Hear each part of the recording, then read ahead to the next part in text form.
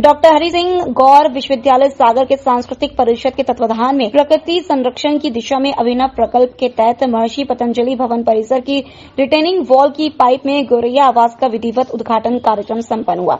इस अवसर पर विश्वविद्यालय की कुलपति प्रोफेसर नीलिमा गुप्ता ने कहा कि मनुष्य अपनी जरूरतों के मुताबिक जंगलों को काटकर अपने रिहायशी इलाकों का विस्तार करता जा रहा है। यदि प्रकृति का इसी तरह दोहन होता रहेगा तो पर्यावरणीय संकट उत्पन्न होते जाएंगे। उन्होंने कहा कि मनुष्य के अस्तित्व के लिए भी जैव विविधता का होना जरूरी है। जैव विविधता रहेगी तो प्रकृति भी बचा रहेगा और हम मनुष्य भी बचे रहेंगे।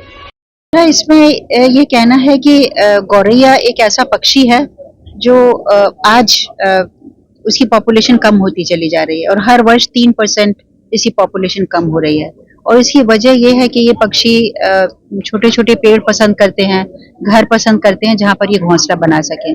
लेकिन इतनी आज इंडस्ट्रियलाइजेशन हो रहा है, डिफॉरेस्टेशन हो रहा है, जिसकी वजह से इनके घर गायब हो गए और इस वजह से ना इन्हें दाना मिल रहा है, ना पानी मिल रहा है, ना घर मिल रहा है, ना ये ब्रीड कर पा रहे हैं। ऐसी एक जगह घोंसला बनाने के लिए भी इनके पास नहीं है।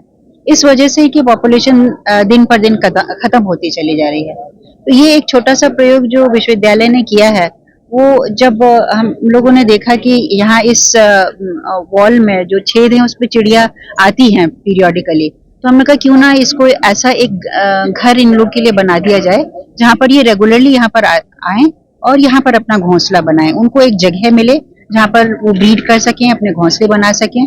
और ये बहुत अच्छा समय है, जैसे मैं अपने बच्चों से भी अभी कह रही थी कि फरवरी टू जून तक ये एक ब्रीडिंग पीरियड होता है और इस पीरियड में आकर 3 से 4 बार ये चिड़िया अपना घोंसला बनाती हैं।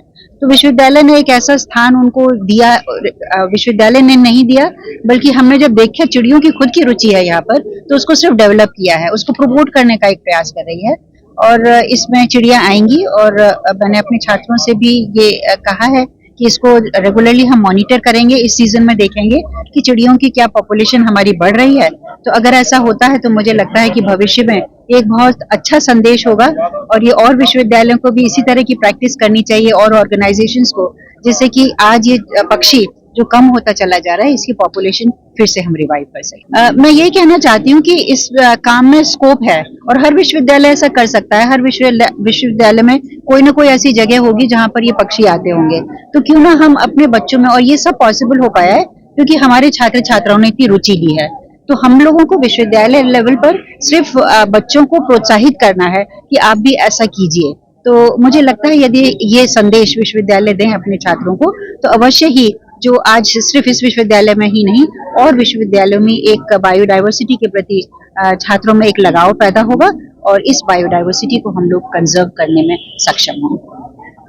EMS टीवी के लिए सागर से संवाददाता निखिल सोधिया एवं कैमरामैन नीरज वैदराज की रिपोर्ट।